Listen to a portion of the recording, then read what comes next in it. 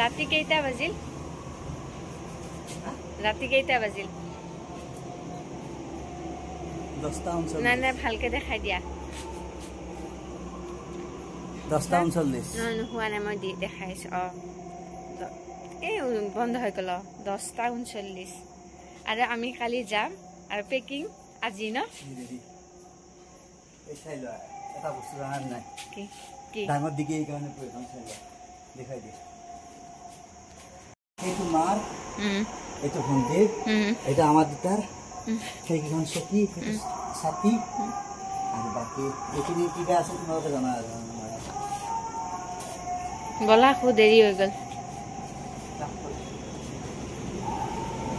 নমস্কাৰ সকলোকে আশা কৰিছোঁ সকলো ভালে আছে আৰু আমাৰ পেকিংবোৰ দেখিতো গমেই পাইছে আমি ফুৰিবলৈ যাব ওলাইছোঁ আৰু এবাৰ বহাগ বিহুৰ বন্ধত ভাবিলোঁ ফুৰি অহা যাওক আৰু বাহিৰত বহুত নইজ আছিলে সেয়েহে মই ভিডিঅ'টো ভইচ অভাৰে কৰি দিলোঁ আৰু যিহেতু আজি আমি খুব ৰাতিপুৱাই ওলাইছোঁ মোৰ খুব দৌৰা দৌৰি হ'ল সেয়েহে ভিডিঅ'টো মই ঘৰত আৰম্ভণি কৰিবই নাপালোঁ সেয়েহে এনেকৈ মই ৰাস্তাতে ভিডিঅ'টো আৰম্ভণি কৰি দিছোঁ বাৰু যি নহওক আমি ফুৰিবলৈ যাব ওলাইছোঁ দাৰ্জিলিং আৰু এয়া আমি নলবাৰীৰ পৰা ৰাতিপুৱা 5 বজাতে ওলাইছোঁ আৰু এতিয়া 8:30 বাজিছে আমি পশ্চিম বংগৰ হাসিমৰা নামৰ ঠাইডোখৰ আহি পাইছোঁ আৰু প্ৰায় 3.5 ঘণ্টা পিছত আমি আহি পালোঁ আৰু যেহেতু ঘৰত একো খাই অহাও নাই সেয়েহে ভাবিলোঁ ইয়াত যিবোৰ ৰাস্তাৰ কাষৰ হোটেল থাকে তাত কিবা এটা খাই লওঁ আৰু এতিয়া আমি ইয়াত কিবা এটা খাই অকমান জিৰাই শিলিগুৰিলৈকে যাম আৰু শিলিগুৰিত দুপৰীয়াৰ ভাত খাজ খাম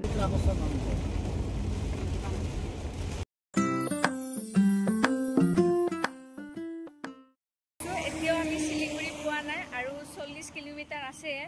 আৰু ইয়াৰে মই এখন চাহ বাগানত সোমাইছোঁ মই দেখাই আছোঁ আমাৰ তাৰ নিচিনা নহয় চাহপাতৰ মানে পাতবিলাক এতে পুৰা ডাঠ সেউজীয়া মই বেক কেমেৰা কৰি দেখাই আছোঁ ইয়াৰে চাহপাতবিলাক মানে পাতবিলাক চাহপাতৰ পাতবিলাক পুৰা ডাঠ ডাঠ আৰু পুৰা গ্ৰীণ গ্ৰীণ আমাৰ অসমৰ নিচিনা নহয় দূৰলৈকে বহুত ডাঙৰ চাহ বাগান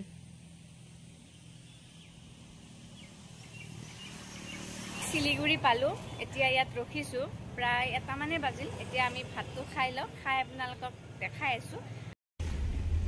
আৰু 4 কিলোমিটাৰ গ'লে পাম ন নহয় কম আছে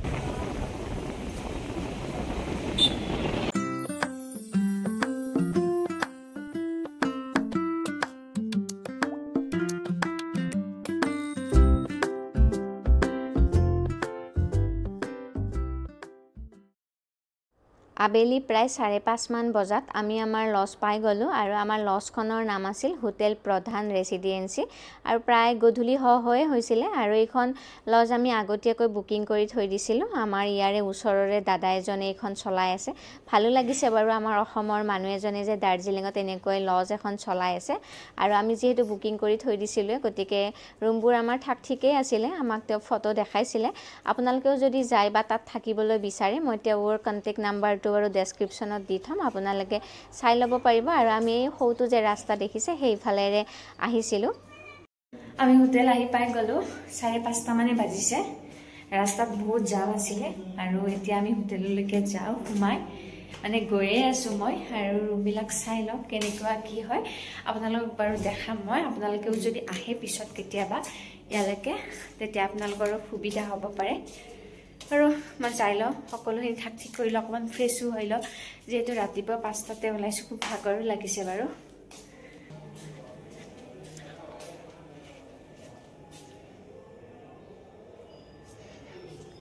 এইটোৱে আছিলে আমাৰ ৰুমটো মই অলৰেডি বেগবোৰ ভৰালোৱে আৰু আমি 2টা ৰুম লৈছিলোঁ আৰু ৰুমৰ বাৰু ফটো আমাক আগতীয়াকৈ দিছিলে সকলোখিনি ঠিক ঠাকেই আছিলে বাৰু এতিয়া এবাৰ ওলাই যাম কি ক'ত কি আছে চাওঁ আৰু চাই যদি পাৰো ৰাতিৰ ডিনাৰটো আমি বাহিৰত কৰি আমাৰ লজৰ পৰা ওলাই সন্মুখত বহুত চাহৰ দোকান আছিল আৰু যেহেতু সন্ধিয়া হৈছে আমি চাহ খাব সোমালো দোকান এখনত কেনেকৈ আছে বঢ়িয়া ভাল আছে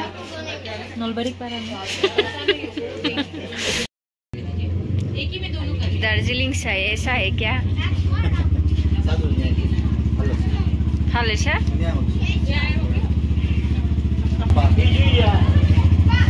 ভাল আছে না